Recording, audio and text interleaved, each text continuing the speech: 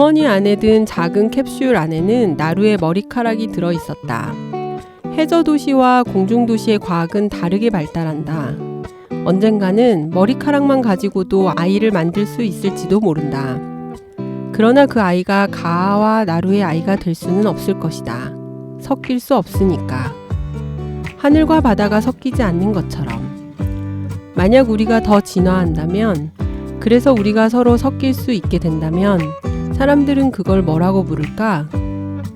흐름은 우리를 독립된 개체로 만들려 하는데 우리는 서로 닮아지기를 바라고 있어. 그럼에도 불구하고 너랑 나는 우리가 섞일 수 있는 그 미래를 진화라고 부르기로 하자. 우리는 진화할 거야.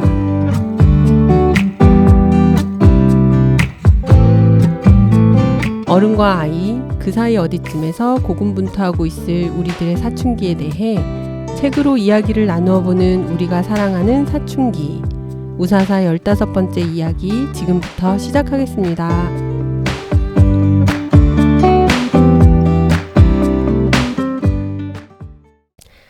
네, 안녕하십니까. 안녕하세요. 네. 안녕하세요.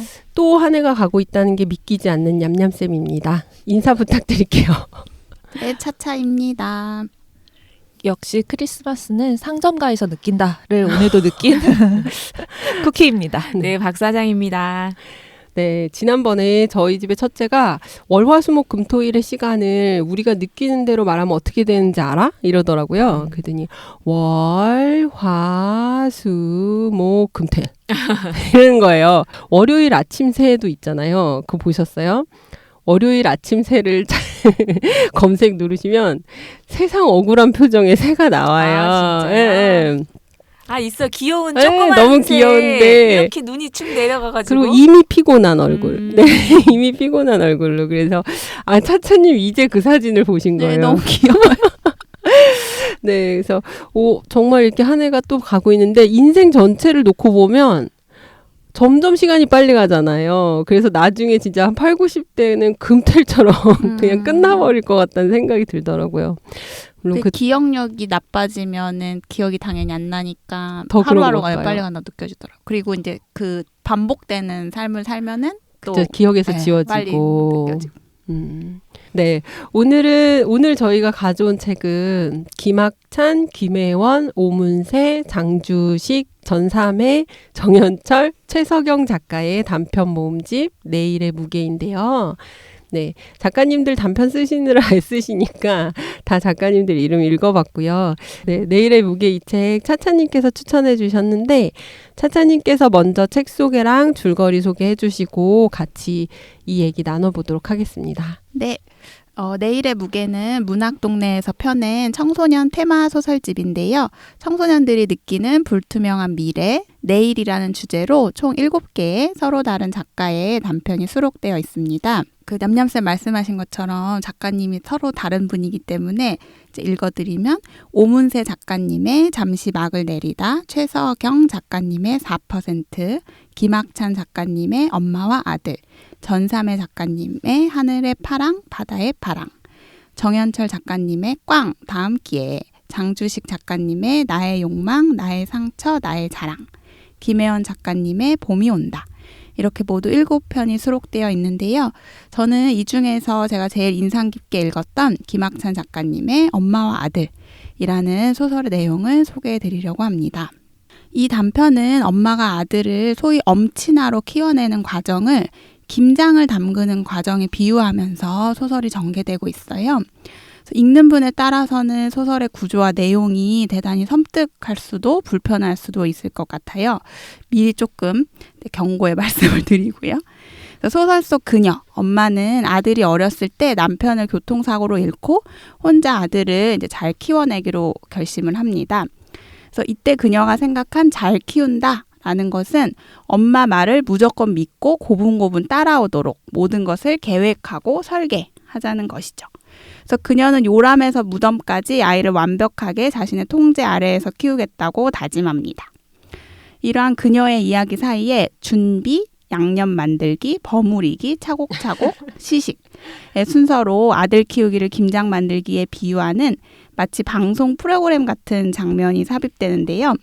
이 장면은 그녀가 주변에서부터 들었던 아들 키우기 비법일 수도 있고 그녀가 나중에 아들을 잘 키운 후 자신의 성공담을 풀어내는 장면으로 이해할 수도 있을 것 같아요. 어찌되었든 그녀는 장난감 고르기, 공부하기, 연애하기, 대학 가기, 결혼하기 등의 문제에 있어서 마치 아들이 스스로 원해서 그러한 선택을 했다고 믿게 만들지만 사실은 모든 것을 그녀의 계획대로 하는데 성공합니다. 예컨대 그녀는 자신이 선택한 장난감들로만 채워진 바구니를 아들한테 주고 그중에서 마음에 드는 것을 아들이 고르게 합니다. 그러면 아들은 자신이 장난감을 직접 선택했다라고 믿는 거죠. 그래서 모든 것이 이런 식인 건데요. 이렇게 키워낸 아들이 어떠한 인간으로 성장하게 되느냐가 아들이 좋아했던 그 친구의 입장에서 보여지게 돼요. 아들이 짝사랑 때문에 입시에 실패한 다음에 엄마는 아들이 좋아하는 여자한테 찾아가서 명문대 의대를 다니는 남자가 아니면 나는 관심도 없다라고 거짓말을 해달라고 부탁합니다. 그러면서 은근히 물어봐요. 왜 우리 아들이 싫어요? 공부도 잘하고 얼굴도 그만하면 괜찮은데. 그러니까 여자가 한마디로 대답을 합니다. 그게 아무 재미가 없어요. 이렇게 대답을 하는 거예요. 그래서 아들은 보기에는 정말 먹음직스럽고 색깔도 예쁜데 먹어보면 아무 맛이 나지 않는 김치와 같은 사람이 됩니다. 그래서 소설은 이렇게 어찌 보면 불편하면서도 대단히 의미심장한 메시지를 던지면서 끝이 납니다. 정말 이렇게 마지막에 저는 그 시식 너무 좀 이게 잔인하다고 느껴졌는데 그 부모가 아이를 이제 100% 통제하고자 하는 그 부모의 마음을 김치 담그는 걸로 비유해서 이렇게 나온 굉장히 좀 재밌는 이야기였어요. 네. 무서웠어요. 그러니까요. 무서운 이야기였어요. 네. 블랙 코미디 같은 느낌. 블랙 코미디요. 약간 흥미로운데 무서운. 네, 여기 책 뒤에 보면 유영진 평론가님의 말이 있어요. 요거 읽어드리면서 조금 더 소개를 해드리면 나의 정체성에 대한 질문이 늘어나고 몸과 마음이 질풍노도를 겪고 미래와 진로에 대한 고민이 깊어지고 타인과 나의 관계를 재설정하기도 하는 타인과의 비교 속에서 열등감도 커지는 그런 시기. 이러한 시기에 있는 청소년들이 문학 작품을 읽는다는 것. 그것이 무슨 의미인가? 문학이 가지고 있는 삶에 대한 천착, 책에서 인간과 삶의 문제들을 만나며 스스로 질문을 던지고 답을 찾아가는 과정이 모범 답안이 없는 우리 삶에서 우리에게 큰 힘이 될 수 있을 것이다. 라는 이제 평론가의 말씀을 빌어서 말씀드리자면 이 책은 좀 이제 다른 책들도 좋긴 했지만 그냥 일반적인 성장 소설보다는 조금 더 나중에 우리가 많이 접하게 되는 그런 문학 작품들 에 가깝다. 그러니까 성인들의 문학 작품의 어떤 그런 기조와 가까운 이야기들이 많다라고 느낀 단편집이었어요. 사실은 이제 책을 읽는다는 것이 당장 성적을 올려주는 것도 아니고 뭐 수능의 문학이나 비문학에 당장 도움이 되는 것도 아니기 때문에 이제 요 너무나 필요한 시기에 쉽게 도외시 되고 있기도 한데요. 이런 이제 기획 의도를 한번 보고 같이 책을 읽어보면 참 우리 아이들에게 필요하구나 이런 책들이라는 생각을 많이 하게 되는 그런 책이었어요. 그래서 오랜만에 청소년 도서임에도 생각할 거리가 많고 진짜 삶의 모습 어떤 답이 없는 삶의 모습을 딱 맞닥뜨리는 그런 책이다라는 걸 느끼게 해주는 책이었어요. 다들 어떻게 읽으셨는지. 저는 계속 이런 허구들은 사람을 불편하게 해주는 게 하나의 몫이라고 생각을 하는 입장이거든요. 그런 면에서 이거는 그 부분은 굉장히 충실했던 것 같아요. 네, 핵심은 이렇게 불편한 이야기를 읽었을 때 우리가 무엇을 화두로 올리는가 하는 부분이 핵심일 것 같습니다. 이어서 말씀드리면 저는 다양한 질문거리가 좀 많이 생길 것 같아요. 쿠키님 말씀하신 것처럼 그래서 그런 점은 좋았는데 저는 원래 단편집을 좀 좋아하지 않는 편이어가지고 왜냐하면 스토리가 좀 더 이어져야 될 것 같은데 중간에 좀 툭툭 끊긴 느낌? 그런 것들이 좀 있어서 좀 아쉬웠어요. 그런 면은 아쉬웠는데 뭐 자녀들이나 학생 친구들 뭐 이렇게 얘기해 볼 수 있는 거리들은 좀 많을 것 같았어요. 맞아요. 이 자체가 그래서 화두가 되기도 하죠. 그러니까 단편의 특성상 장면을 툭툭 던지고 끝나는 경우가 많은 게 단편의 특징이기도 하고 그게 어떻게 보면 그게 또 단편의 매력이기도 해서 그 자체가 삶의 화두가 되기도 하는 것 같아요. 차차님은 어떠셨어요? 이게 사실 얌얌쌤 말씀하신 것처럼 그렇게 쉬운 주제는 아니거든요. 저는 이제 내일의 무게라고 했을 때 약간 조금 청소년들이 이해하기 쉽게 우리가 미래에 대해 좀 고민도 해보고 뭐 나는 어떤 사람이 될까 뭐 약간 이런 질문을 던지는 거라고 생각했는데 사실 좀 되게 무거워요. 무겁고 심오하고 그래서 조금 고등학생 그쵸. 네, 고등학교 독자라든지. 아이들이 읽으면 좋겠다라는 생각 들죠. 네. 우리 7개의 단편 중에 하나씩 짚어가면서 조금씩 이렇게 맛을 보여드리는 걸로 이 책을 얘기 나눠도 좋을 것 같아요. 네. 첫 번째 순서대로 해볼까요? 첫 번째는 오문세 작가의 잠시 막을 내리다라는 책이에요. 그래서 간단하게 이야기를 이제 요건 또 제가 말씀드려보면 연극 배우가 되고 싶은 주인공인데 지금은 여러 가지 스트레스로 폭식을 하면서 살이 찌고 이제 여자 학생인데 자신감이 많이 떨어진 고등학생이에요. 그리고 이제 그 아이의 친구 중에 별명이 킬힐이라고 부른 친구가 있는데 이 킬힐이라는 친구는 중학교 때 이 주인공의 친구였어요. 그때는 이제 주인공이 조금 더 잘 나가던 시기. 근데 이제 이 친구가 고등학교 때 너무나 예뻐지고 당당해진 모습으로 다시 만나게 되는 거죠. 그래서 킬힐은 주인공에게 이제 사실은 약간의 복수를 하고 있는 중이에요. 킬힐은 시나리오 작가가 되고 싶었던 아이였고 그 자기 연극의 자기 친구인 이 주인공, 이제 연극 배우가 되고 싶은 이 주인공인 아이가 자기 연극의 주연이 됐으면 했던 그런 순수한 마음이 있었던 아이인데 지금도 그 마음은 여전히 남아있는데 지금은 관계가 약간 삐그덕거리고 있는 사이인 거예요. 그래서 이 이야기에 대해서 우리가 이제 또 어떤 이야기를 할 수 있을지. 이제 여기 주인공이 이제 에포닌이라는 이제 실명은 나오지 않고 이제 배우가 되기를 꿈꾸는 17살 여고생이 나와요. 근데 이제 폭식증에 이제 걸린 거죠. 자기가 이제 되고 싶은 건 있는데 뭔가 되는 건 없고 이러니까 스트레스를 받으면 먹는 걸로 이제 푸는 거예요. 그래서 치킨을 자기가 너무 빨리 먹으면 한 마리를 더 시켜서 먹을까봐 천천히 한 마리만 먹기 위해 노력하는 그거 너무 귀여웠죠. 그런 여고생인데 저는 이거 되게 많은 고등학생들이 공감하겠다. 특히 여고생들이. 왜냐하면 우리가 미디어를 통해서 막 10대인데도 너무나 자신만의 커리어를 이루고 너무나 성취를 많이 이룬 사람들을 만나게 되잖아요. 특히 이제 이 에포닌이 꿈꾸는 이제 연예계 쪽이라든지 당연히 그런 걸 보면 열등감을 느낄 수밖에 없죠.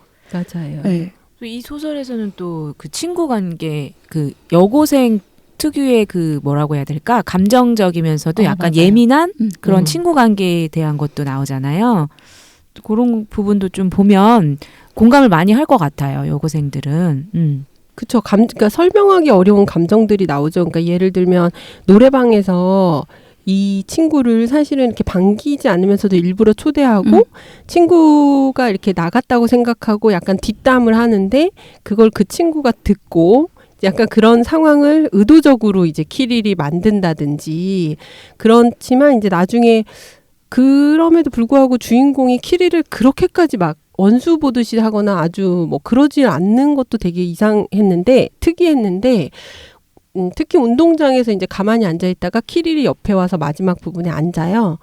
그런데 사과를 주인공이 하죠. 주인공이 하면서 그때 너를 배신해서 미안해라고 하는 거예요. 그 연극반 할 때, 중학교 연극반 할 때 사실은 에포닌이 그 뭐 자기가 주인공이었고 제대로 못했고 킬힐이 그 무대 이 조명을 맡고 있었는데 이렇게 제대로 못한 게 조명 탓이다라고 해서 킬힐이 그때 혼이 많이 났던 것 같아요. 선배들한테 구타를 당하고. 근데 그때도 에포닌은 자기 잘못이라고 말하지 않고 그냥 넘어갔던 거죠. 그래서 그거에 대한 미안함 그리고 그게 쌓여 있어서 킬힐이 에포닌의 남자친구도 2번이나 빼앗고 그리고 지금 이렇게 더 예뻐진 모습으로 에포닌을 좀 괴롭히는 것 같아요. 그래서 그걸 늦게 깨달은 거예요, 에포닌이. 너와 나의 사이에 이러이러한 일들이 있었구나. 자기는 잊고 있었지만 그 일들이 생각이 난 거죠. 그래서 그 운동장에서 사과했던 것 같은데요. 맞아요. 그리고 이제 그 킬힐이 근데 거기서 사과했을 때 이러잖아요. 우스워진 건 나야. 그러니까 너는 그냥 멈춰 섰을 뿐이고 라고 말을 해요. 그리고 다시 약간은 가까워진 상태, 그러니까 뭐 아주 딱 갑자기 친해진 건 아니지만 어느 정도 그게 좀 해소된 상태로 소설은 끝나는데 그럴 때 이제 아까 말씀하신 고등학생이 가질 수 있는 그 감정이라는 게 딱히 이게 막 배신이다 아니다 이렇게 말하기도 어려운 하지만 친구를 못 지켜준 거는 분명한 그런 상태에서 서로 느낄 수 있는 약간 그런 거를 되게 잘 표현을 했다. 아주 막 예리하고 예민하게 표현하진 않았는데 담담하게 잘 표현했다라는 생각이 들었어요. 저는. 두 번째는 4%인데요. 최석영 작가의. 두 번째 소설이 제일 현실적이죠. 제일 현실적이죠. 네. 최석영 작가의 4% 내용을 차차님이 4%에는 같은 반 여고생인 나, 그리고 이제 이니셜로 된 E, J, O가 4명이 나와요.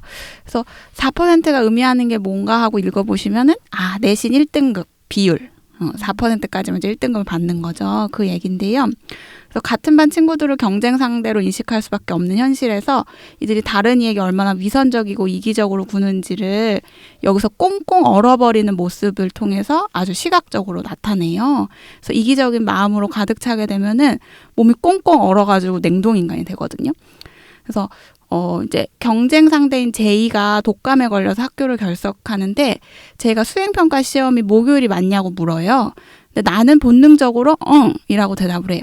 사실은 목요일이 아니라 내일로 이제 수행평가가 당겨진 거예요. 그래서 나는 일부러 제이의 연락을 확인하지 않다가 수행평가 당일날 헐 알고 보니 오늘이래 진짜 미안 이라는 짤막한 문자를 보내요.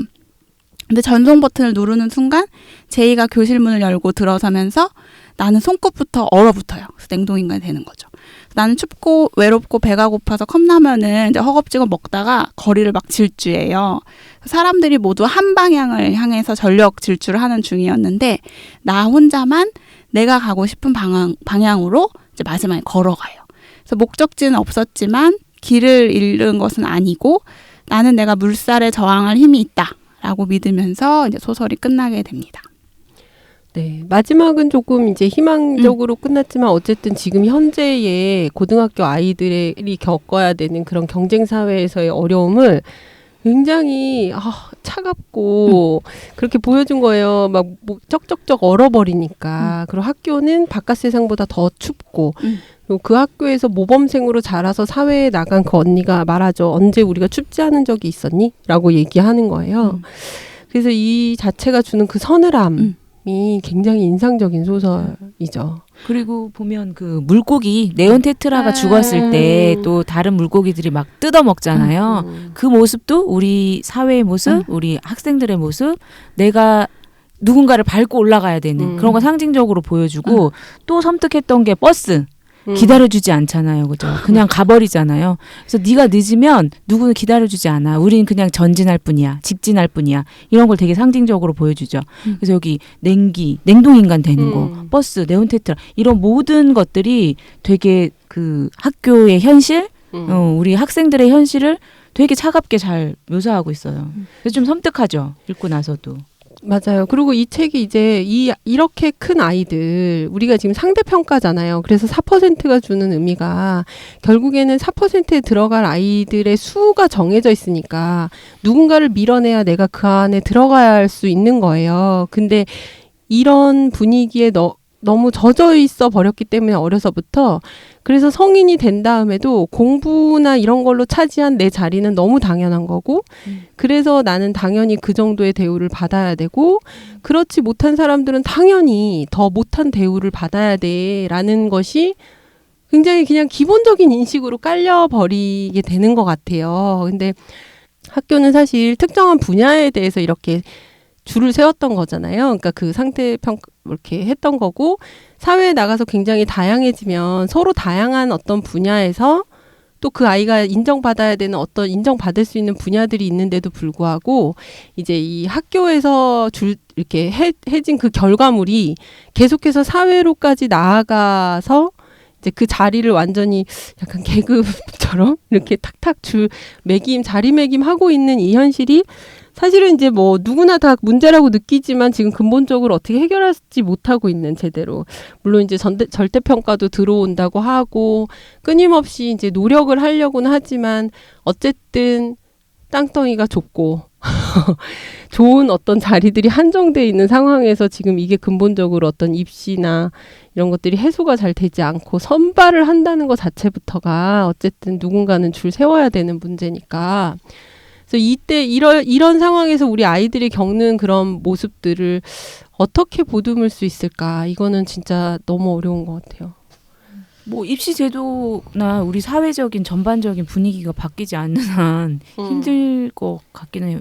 예전부터도 있었고 앞으로도 계속 있고 조금 전반적으로 많이 바뀌어야 되겠죠. 이 사람 인식의 변화라고 해야 될까? 그게 우리나라에서 없어지지 않는 한 되게 힘들 것 같아요. 직업에서도 진짜 아까 말씀하신 것처럼 계급처럼 직업에도 이렇게 순위가 매겨지는 것처럼 그런 인식이 좀 어떻게 바뀔 수 있을까요? 그러게요. 그걸 바꿔 나가야 되는 거죠. 네, 이런 얘기를 예전에 그 대학생들이랑 한 적이 있는데 이게 자리의 문제로 얘기를 하더라고요. 이게 굉장히 괜찮은 발상이다. 이게 화두를 이제 이어나가기에 괜찮다고 생각을 했거든요. 그러니까 10명이 있어요. 근데 자리가 있는 거죠. 의자 뺏기처럼? 예, 근데 의자가 다양하게 이제 말씀하신 것처럼 위계화되어 있어요. 이렇게 했을 때 어느 누구가 어느 의자에 앉을 것인가의 문제가 있는데 그렇다면 이거 자체가 그냥 기본 바탕이 그러니까 경쟁 구도이고 서열화를 조장한다는 거죠. 그러니까 사고방식이 거기서 벗어날 수가 없다는 거예요. 현재 말씀하신 그대로 이제 시스템상으로.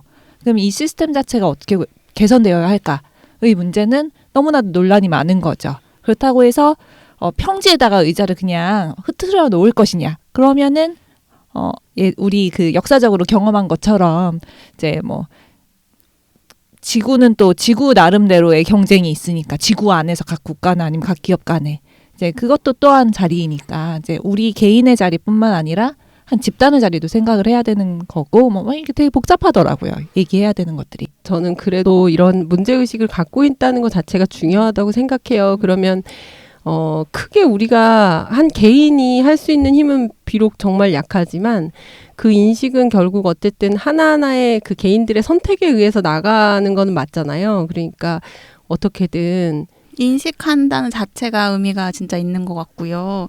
여기서 나의 가족을 보면은 그 반대인데 진짜 무섭잖아요. 나의 가족은 이게 시스템을 바꾸질 못하니까 그 시스템에 완전히 순응이 된 거예요. 그래서 어떻게 생각하냐면 네가 실패하는 모든 이유는 네가 노력을 안 해서 그런 거다. 이런 엄청난 신봉자예요. 노력의 신봉자. 그래서 근데 그런 거보다는 정말 문제 자체는 우리가 인식을 해야 어떤 새로운 관점이 이 마지막에 그쵸. 나가 선택하는 것처럼. 슬프게 끝내고요, 이 얘기는. 네, 다음은 엄마의 아들이에요. 다음에 세 번째 이야기가 요거는 사실 줄거리는 차차님이 다 말씀을 해주셨었고 아까 줄거리에서 여기서 사실 우리가 얘기할 수 있는 거 헬리콥터 맘이라고 하던가요? 대학 가서도 직장에 맞아요. 가서도 이렇게 해주는 거. 근데 저는 이 소설에서 가장 소름 끼쳤던 부분은 아들이 그걸 알잖아요. 엄마가 맞아요. 모르는 게 아니에요. 엄마가 맞아. 다 해줬다는 걸 알면서도 근데 너무 편해. 너무 너무 편안해하는 편해. 거. 그게 진짜 압권이었어요. 이 약간 소설에. 끝에 반전이죠. 네. 근데 뭐 그리고 어때? 괜찮은데 나 난 너무 좋은데, 만족스러운데. 난 너무 편한데. 그리고 이제 대학에 재수하게 될 시험을 못 보고 왔을 때도 엄마가 알아서 해줄 거야. 그런 생각을 하면서 뭐라고 해야 될까요? 엄마한테 순응했다고 할까요? 쭉 살아가는 거죠, 그죠? 너무 그 부분이 가장 무서웠어요. 소름 끼치죠. 네, 소름 끼치게 무서웠어요, 저는. 그러니까 결과적으로는 이 어머니가 아주 장기적으로 봤을 때는 맛없는 김치를 담그신 거예요. 그래가지고 결국에는 이 아이는 나중에 아무도 먹지 않는 김치가 될 거잖아요.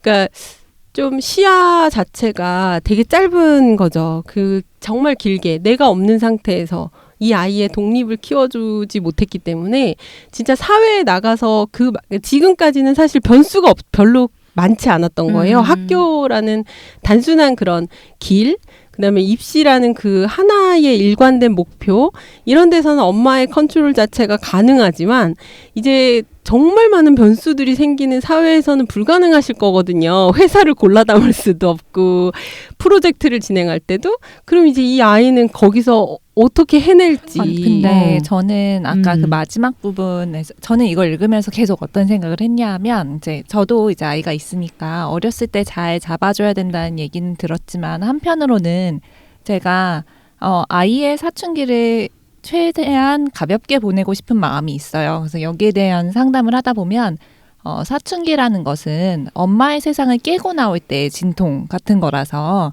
엄마의 세계에 이제 아이가 있잖아요. 처음에는 엄마를 통해서 세계를 배우니까. 근데 그 세계의 막이 얇아야 된다고 들었거든요. 근데 여기서는 엄마가 굉장히 견고하게 자신의 세상 안에 아들을 넣어놓고 있잖아요. 그래서 계속 읽으면서 얘는 언제 이 알을 깨고 나올까가 궁금했어요. 근데 그때 진통이 매우 클 텐데. 네, 근데 마지막 부분에 이거구나 하고 딱 느낀 게 하지만 결혼만큼은 내가 선택해야지 라고 이 아들이 생각하고 있잖아요. 근데 근데 이미 선택해준 여자랑 되게 네. 편하게 만났잖아요. 네, 근데 그걸 모르잖아요. 그러니까 이걸 아는 순간 사춘기가 오겠죠. 그거는 몰랐다, 맞다. 네, 그걸 모르니까. 그러니까 이거 내가 선택한 거라고 생각하고 있잖아요, 아들이. 근데 이게 다 엄마가 이것조차도 다 계획한 거다. 그럼 자기는 지금 그거는 되게 자기 낡은 선택이라고. 낡은 것이고 부모가 정해주는 건 낡은 것이고 이것만큼은 내 선택이라고 믿고 있는데 이제 이거를 깨달았을 때 이 진통을 엄마랑 아들뿐만 아니라 모든 가족이 같이 저는 겪겠구나. 좀 생각이 다른데 고등학교 때 얘가 엄마가 그렇게 했다는 걸 알고서도 별로 그게 없었잖아요. 결혼도 그렇게 했다고 해도 만족해. 만족해. 왜냐하면 나는 만족한 부인을 얻었으니까. 그렇게 할 수도 있을 것 같아요. 그리고 이제 어쨌든 엄마가 선택해준 삶으로 인해서 의사의 삶을 살아가잖아요. 부인 결혼도 하고 뭐 아기도 낳겠죠. 또 평탄하게 이렇게 살아가겠네요. 아니에요. 선생님 그런 생각이 드는데요.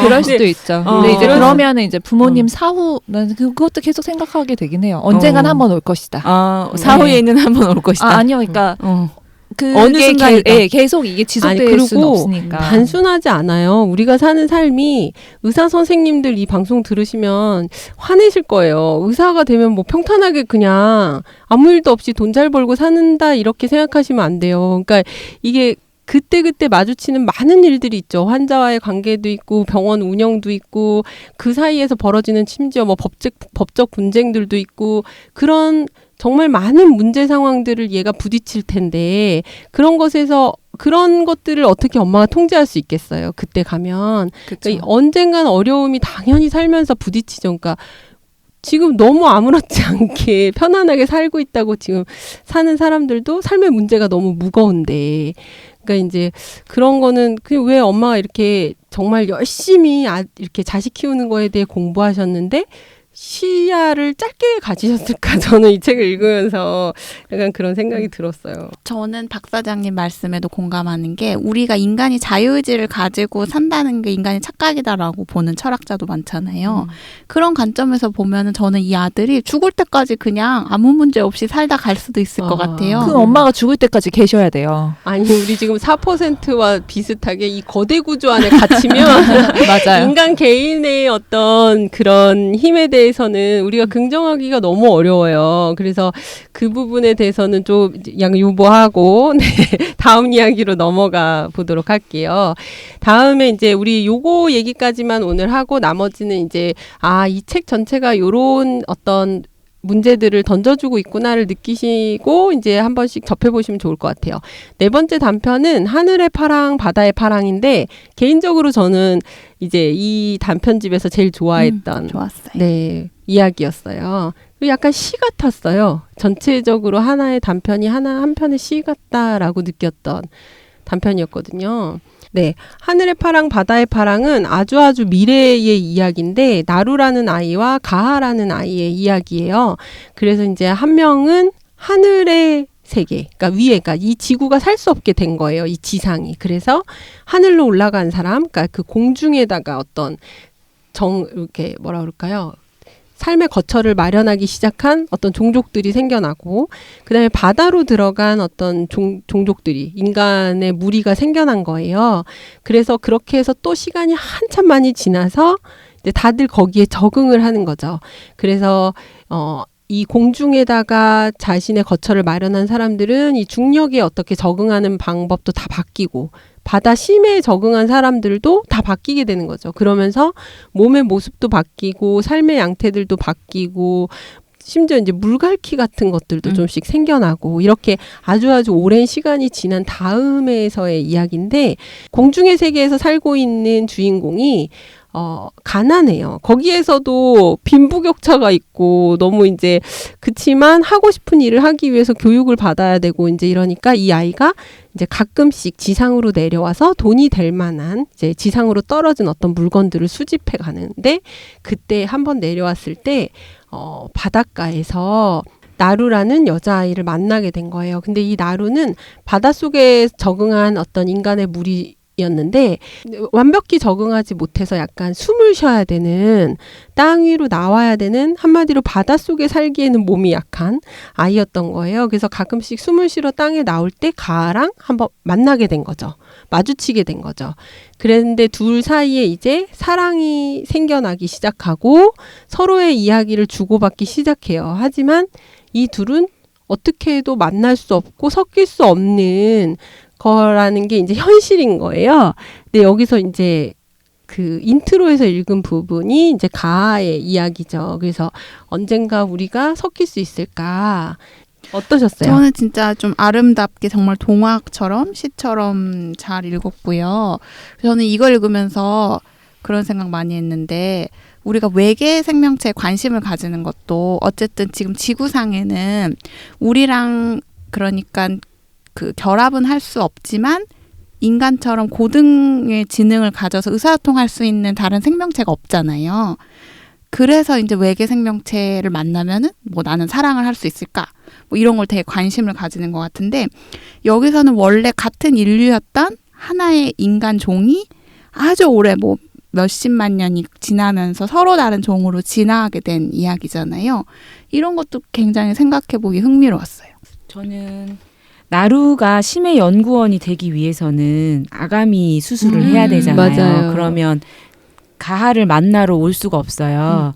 그런데 어쨌든 자기가 되고자 하는 거를 위해서 그 수술을 하는 걸로 나오잖아요. 소설에서는 선택을 하는 걸로 나오고 그런데 가하는 원래는 공중에서 인공위성에 대한 연구를 하고 싶어 했는데 나루를 사랑해서 그거를 포기하고 그 물가에 나와서 경비하는 경비 맞아요. 뭐라고 해야 되죠? 지상 지상 경비대. 경비대 뭐 이걸 하기로 하잖아요. 그러면서 나오는 부분이 신이 인간을 사랑해서 뭐 그 수도사들 뭐라 그러죠? 카톨릭 사제들 그렇게 만들어서 그 카톨릭 사제들은 그런 일을 하는 것처럼 자기는 너무나 사랑하는 게 있어서 그 경비대를 지원한다. 자기 꿈을 포기하고 이런 걸 한다. 그런 부분이 나오는데 그래서 일을 선택함에 있어서 무엇인가 사랑하는 게 되게 동력이 되는구나. 큰 힘이 되는구나. 그런 생각을 했고 그다음에 나루는 어쨌든 자기의 뭔가를 선택하기 위해서 그 자기 신체를 바꿔야 된다고 해야 되나? 네. 그런 거를 감행하고 선택을 하잖아요. 그래서 우리가 어떤 직업을 선택하거나 뭔가를 선택하기 위해서 우리의 부분을 희생할 때도 있잖아요. 그렇죠. 그런 모습도 좀 떠올랐어요. 같이 떠올렸어요. 이거 읽으면서 김훈 작가의 바다의 기별이라는 에세이에 사랑에 대해서 적으신 부분이 항상 이렇게 잘 기억에 남는데 그거 떠올랐거든요. 이 단편에서는. 그래서 잠깐 읽어드리면 모든 닿을 수 없는 것들을 사랑이라고 부른다. 모든 품을 수 없는 것들을 사랑이라고 부른다. 모든 만져지지 않는 것들과 불러지지 않는 것들을 사랑이라고 부른다. 모든 건널 수 없는 것들과 모든 다가오지 않는 것들을 기어이 사랑이라고 부른다. 사랑은 모든 닿을 수 없는 것들의 이름이라고 그 갯벌은 나에게 가르쳐 주었다. 내 영세한 사랑에도 풍경이 있다면 아마도 이 빈곤한 물가에 저녁 썰물일 것이다. 사랑은 물가에 주저앉은 속수무책이다. 라는 부분이 있거든요. 그러니까 이 단편에서 되게 많이 느껴지던 문구였어요. 그래서 이 아이들이 갖고 있는 그 사랑의 감정이 사실은 성인이 되고 어른이 돼도 그 감정 자체는 어딘가에 계속 가 닿고 싶어 하지만 닿지 못하는 경험들을 우리는 계속하게 되는 거예요. 그게 남녀 간의 사랑이든 뭐 자식이든 친구든. 그래서 그런 그 감정을 되게 밀도 있게 관찰할 수 있는 그런 시간이었던 것 같아요. 이 책도. 그래서 이제 여기서 수많은 선택의 시간이 오는데 꼭 사랑과 일 중에 하는 선택이 아닐지라도 이제 그때 어떤 선택을 할 것인가 방금 박 사장님이 말씀하신 것처럼 뭔가를 희생하고 하는 모든 선택이 어쨌든 나의 선택이라면 저는 예전에 쿠키님이 이제 귀찮아서 그 선택을 남에게 맡기는 순간 차이가 발생한다 뭐 이런 얘기 하셨던 것도 기억에 남아요. 그래서 이 아이들은 참 용감하다. 일을 약간 포기하고 사랑 때문에 그렇게 사랑을 선택하는 가하나 아니면 반대인 나루나 어쨌든 이 아이 둘은 둘 다 용감했다라는 생각이 들고 그리고 또 아까 말씀드렸듯이 그 사랑이라는 것은 결국 우리가 살아가는 내내 그렇게 어딘가에 가 닿기 위해서 노력하는 그 모습이 아름다운 거라서 그런 것들을 느끼고 이렇게 지내는 모습들이 참 아름다웠던 것 같아요. 저도 그렇게 생각을 하는데 저는 이제 계속 궁금했어요. 이 선택의 원인이 뭘까? 그러니까 이 선택의 원인이 무엇일까를 궁금해하면서 읽었는데 이제 책에 이런 부분이 나오거든요. 그러니까 인정받고 싶어서 더 이상 낮은 곳에 살고 싶지 않아서 관제센터에 들어가서 인공위성을 다루고 싶었어요. 그런데 이제 제가 저를 인정해도 되지 않을까 싶어서요. 제가 바다를 좋아한다는 거, 제가 좋아하는 여자애가 바다에 산다는 거, 그러니까 바다와 가장 가까운 곳에서 일하고 싶다는 거. 그러니까 이게 다만 사랑의 문제뿐만 아니라 자기 자신을 인정하고 자기를 사랑하기로 한 거잖아요. 맞아요. 그런 그쵸. 면에서 이 선택이 진짜 값어치가 있는 것 같아요. 맞아요. 우리 이 책에 이제 전부 다 단편을 다 다룰 수 없어서 이제 마지막으로 접어두고 싶은 페이지 말씀드리고 이제 이 책은 마무리 지어야 될 것 같아요. 저는 봄이 온다. 김혜원 작가님의 봄이 온다에서 뽑아봤는데요. 호정이는 제 방에 엎드려 과제로 써내야 하는 종이를 앞에 두고 끙끙거렸다. 종이 윗부분에 인쇄된 나의 꿈 청사진을 뚫어지게 들여다봤지만 뭐라 적을 말이 떠오르지 않았다. 아르바이트로 번 돈 지출 목록을 적는 것도 힘든 판에 10년 뒤, 20년 뒤 자신의 모습이라니. 아예 국가경제 5개년 계획을 쓰라고 하지. 호정이는 햄버거에 김치를 얹어 먹는 할아버지를 쳐다봤다. 할아버지는 내가 뭐가 되면 좋겠어? 뭐가 꼭 돼야 하간? 학교에서 뭐가 될 거냐고 묻잖아. 배를 띄워봐라. 기껏 진로를 정해서 가도 허탕치고 올 때가 다반사다. 여기까지인데요. 아, 네. 저 봄이 온다. 네. 지금 박 사장님이 읽어주신 봄이 온다라는 단편 마지막에 나오는데 이거 너무너무 좋았어요. 네. 이 꿈꾸고 있는 아이의 모습 자체가 물론 너무 실망하고 힘들고 너무 울고 안쓰럽고 애틋하고 이런데 저 너무 좋은 것 같아요. 이런 아이들의 모습이. 그래서 말씀해 주셨으니까 저도 사실 접어두고 싶은 페이지 여기서 가져왔기 때문에 같이 말씀드릴게요.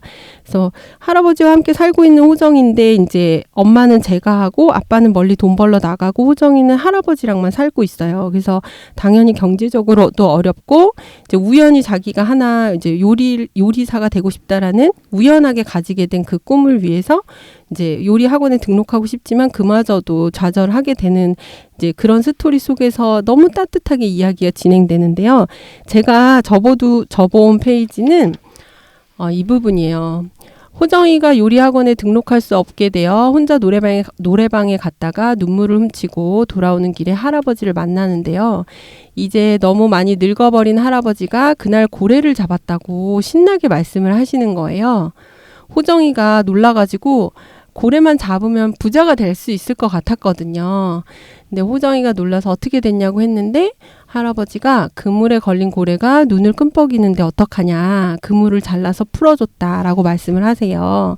근데 호정이는 너무너무 아쉬웠는데 그러면서 돌아오는 길에 호정이가 할아버지한테 할아버지 꿈이 고래 잡는 거였잖아 라고 툴툴거리듯이 말하니까 할아버지가 젊을 때는 꿈을 가져야 하고 늙어서는 꿈을 내려놓아야 행복한 거다라고 웃으면서 말씀을 하세요. 그래서 이제 저는 이 부분이 이 소설 전체적인 어떤 분위기를 많이 드러내주는 부분이라고 생각해서 접어왔어요. 그래서 막 꿈이 부풀기 시작하는 호정이와 꿈을 내려놓고 있는 그 할아버지의 모습이 두 장면이 너무너무 따뜻하더라고요. 저도 여기서 접어와가지고 진짜? 이거 바로 다음 장면이에요. 저는 이제 어디냐면요. 그냥 이어서 말씀드릴게요. 네. 정노인은 가파른 길을 다시 오르면서 중얼거렸다. 아무 걱정하지 마라. 하대비가 다 뒷바라지 할 테니까. 정노인은 허전대는 다리에 힘을 주면서 목소리를 높였다. 호정아, 오늘 밤부터 눈이 엄청 온다더라. 춘설은 길조지. 봄에 눈은 무슨 눈? 호정이는 입을 삐죽거리며 하늘을 올려다봤다. 하늘에서 희읍스름한 게 떨어지는 것 같았다. 호정이는 손바닥을 펴서 허공에 내밀며 중얼거렸다. 정말 눈이 오나? 그러니까 저는 이게 제일 좋았는데 이게 그 할아버지의 마음하고 그리고 이제 할아버지 지금 고래 때문에 조금 삐졌잖아요. 그러니까 그러면서도 할아버지의 말에 이제 귀가 솔깃해지는 그 다음 아이의, 세대 맞아요. 아이의 마음이 이렇게 교차되는 그게 매우 잘 보이는 것 같아서 이 부분이 제일 좋았어요. 너무 좋았죠. 네. 이 장면들이. 그러니까 그렇죠. 이 소설 전체에서 느껴지는 바는 보호자는 아이를 이끌어주고 싶어 하죠. 근데 이제 아이는 아이대로 어떻게 가야 될지 잘 모르겠잖아요. 그래서 혼란스럽고 이제 둘이 같이 혼란스러운 거죠. 사실 보호자와 아이가. 이제 그런 내용이 굉장히 다양하게 들어있다고 생각을 했거든요. 그래서 이 부분이 그걸 잘 보여준다고 생각했습니다. 네, 맞아요. 차차님 어떻게 우리 셋 다 똑같은 네, 저는 단편에서 따로 나온- 안 해도 될 것 같아요. 맞아요. 이 분위기를 그대로 네네. 이어서 딴 거기 때문에. 네. 네. 그러면은 이 분위기를 그대로 이어서 마무리를 짓는 걸로 할게요. 그래서 여러분들도 요 책 예상했던 거와는 다르게 많은 생각을 하게 해주는 책이었어요. 그래서 고등학교 한 1학년, 2학년 친구들이 같이 읽고 이야기하면 참 좋겠다라고 생각한 책이었습니다. 그럼 우리 다음 시간에 또 다른 책으로 찾아뵐게요. 네, 오늘도 좀씩 많이 웃으시는 하루 되시기를 바라면서 인사드리겠습니다. 감사합니다. 감사합니다. 감사합니다.